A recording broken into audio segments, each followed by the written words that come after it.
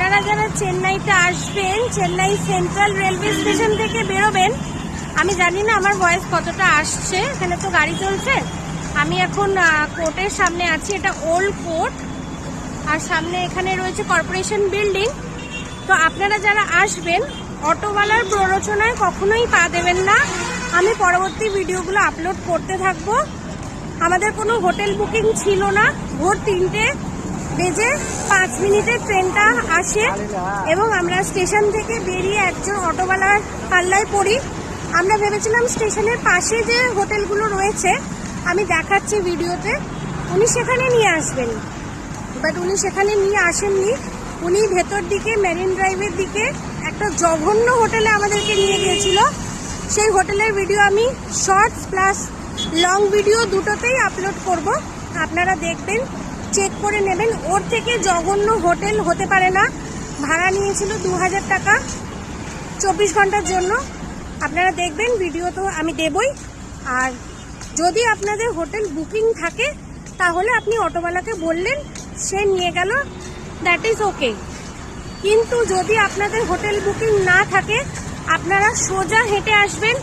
এই দেখুন পেছন দিকে রয়েছে রেলওয়ে স্টেশন, এই যে সামনে, এই রাস্তা ধরে সোজা হেঁটে এসে এই যে সামনের দিকে দেখুন আলোগুলো রয়েছে, সেখানে সমস্ত হোটেল আপনারা পেয়ে যাবেন। এই কর্পোরেশন বিল্ডিংটা লক্ষ্য রাখবেন, হোয়াইট কালারের।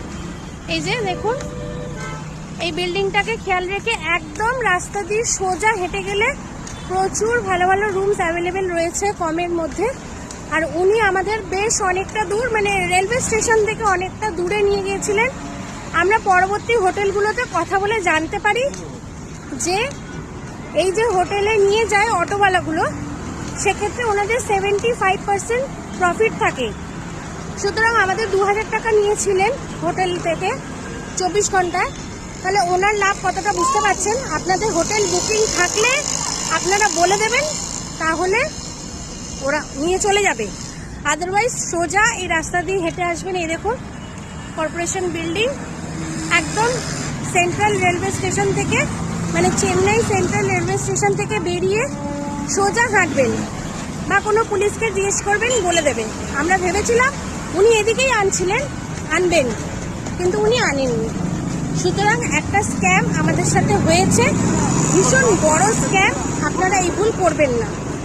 পরবর্তী ভিডিওগুলো আমি আপলোড করতে থাকবো। Thank you.